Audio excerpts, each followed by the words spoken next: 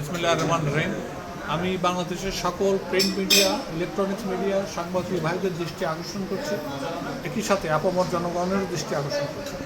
অদ্য দুপুর 2টায় মাননীয় প্রতিমন্ত্রী জনাব অনিন্দু ইসলাম অমিতের সাথে আমাদের পেট্রোল পাম্প ওনার্স অ্যাসোসিয়েশনের একটি অত্যন্ত ফলপ্রসূ আলোচনা অনুষ্ঠিত হয়।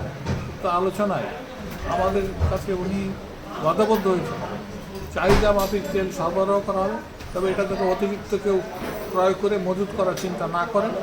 উনি একই সাথে একটা কথা বলেছেন, আমরা কিন্তু যে কোনো মুহূর্তে জ্বালানির প্রাইস কমাই দিতে পারি।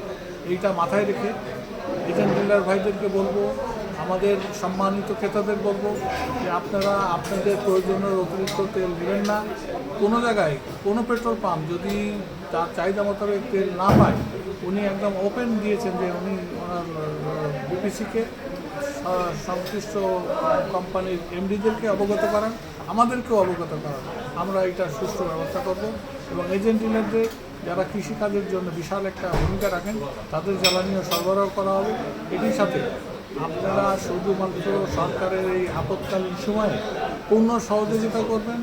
দেশটা আমাদের সবার, আমাদের উচিত এই দেশের সব বিষয়কে সহযোগিতা করা এবং আমাদের কাঙ্ক্ষিত লক্ষ্যে যাতে আমরা দেশকে পরিচালনা করতে পারি।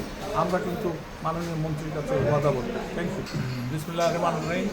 বাংলাদেশের সকল জ্বালানি তেল ব্যবসায়ী, পেট্রোল পাম্প মালিক, এজেন্ট ডিলারদের প্রতি আমার সবেন্দ্র অনুরোধ, আপনারা বর্তমান পরিস্থিতিতে জ্বালানি তেল উত্তোলন এবং বিপণনের পূর্ণ চিত্র নিজের কাছে সংরক্ষণ করবেন, যাতে এখানে কোনো রকমের অ্যানোমালিটিস বা বিশৃঙ্খলা সৃষ্টি না হয়, ক্রেতারা তাদের পণ্য ঠিকমতো পান, কোনোভাবেই যেন অতিরিক্ত মূল্য বাজারে না আসে।